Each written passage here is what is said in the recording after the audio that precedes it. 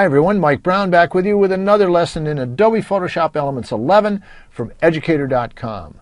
We've been talking in the past couple of lessons about the most important technique in Photoshop Elements, and that is selecting areas and isolating them to make corrections and making them blend perfectly with the rest of the image, which allows you to take your images to an entirely new level beyond just overall corrections by fixing isolated spots. In the last lesson, we talked about feather, which is the width and softness of a selection edge, and how you can use a very tight, smooth edge along a clean line to make a perfect transition there, or make a very wide feather to allow a very gradual blend into an area for a soft transition so that all of your corrections blend flawlessly in your image.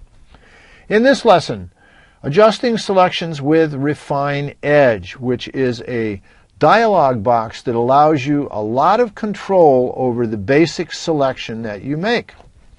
We're first going to do a quick review of feather, then we're going to take a look at the Refine Edge dialog box, show you how to modify a selection with Refine Edge, and how to use Refine Edge. This is magic to select fine details such as hair, which was an impossibility up until Adobe Photoshop Elements 11.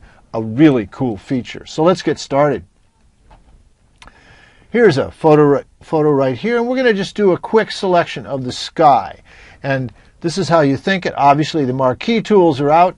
Obviously, you're not going to use any of the lasso tools to try to go along that edge. Take you too long. So it puts us down to the selection brush, which you're not going to paint that edge. Takes too long. Might do a little correcting. We have the quick selection tool or the magic wand. The quick selection tool, if you remember, looks for contrast based on color, and the magic wand searches for areas of similar color. Let's try it with the quick selection tool first.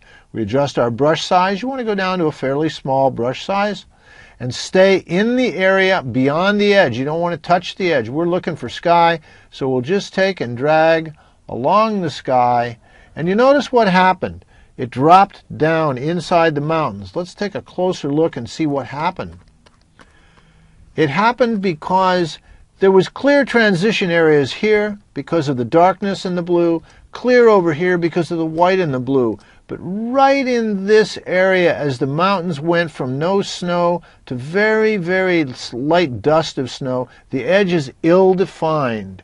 And so it dropped down and then it went for the next area. We could try Option or Alt, make a slightly smaller brush, and drag back through that area to see if we can get everything else corrected. It might work. Pull up into here. In fact, I think that's doing a pretty good job. And we'll drag back along there. And generally, we got a good selection. But we could have done it better. In this case, it's pretty obvious that the magic wand that looks for areas of similar color, the sky, is very similar, slight gradient. So we'll take the magic wand with a low tolerance. High tolerance, to me, in the past, they only let you go to 64, and that would select almost everything. About 20, roughly, in that area is a good place to start. And so we'll see what happens. Click in the middle of the sky, and look, the band of color is almost the entire sky. Just a little bit was missed. Now it's automatically on the add, so if I click here, it expands down. If I click here, it expands up. Let's zoom up and take a close look at the edge. It got a little inside, so we'll switch to the quick selection tool. Drop that down. It's on minus, and see if we can pull that area out of there. Again, it's that same spot where that transition was a little edgy. Not bad. We got a pretty good job. Let's look at it with the selection brush as a mask. And we can see a little raggedness right in there, but we'll correct that. Let's come out to a selection. And what we want to do, first of all, let me look at that mask and let me show you. The edge is pretty harsh. You can see it. And it's just needs, especially right up in here, you see it, it needs some feather. So we'll go back to the selection. We know it's like, let's hide the selection, Command or Control H, and you see it's a smooth edge. So let's go, we have no feather right on this one. You notice we have no feather here. We have refine edge. We also have refine edge here.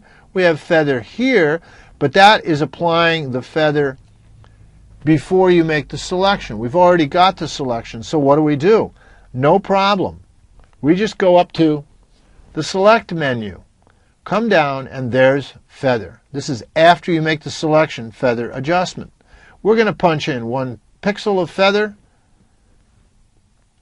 and take a look at that under the selection brush as a mask, and there you see that we've got a nice smooth 1 pixel edge that pretty much looks like the edge of the mountain where it meets the sky. Pretty quick corrections on there, and a 1 pixel feather. So that gives you an idea. If you remember how the feather works, we did a selection, we added and subtracted a little bit, we tried 2 different tools, and we did some feather and got a really nice selection. One thing to remember, now that you worked all this time to make the selection, don't lose it. Go to the Select menu, go to Save Selection, and name it. We're going to name it Sky with Magic Wand. 1 pixel feather. And now we know everything we did with that. We click OK. So if at any time we lose that selection, we can go to the Select menu, Load Selection, and there's our selection. Click OK, and it's back. All right? So that's how to do a fairly easy selection. You've already figured that one out. Just to review.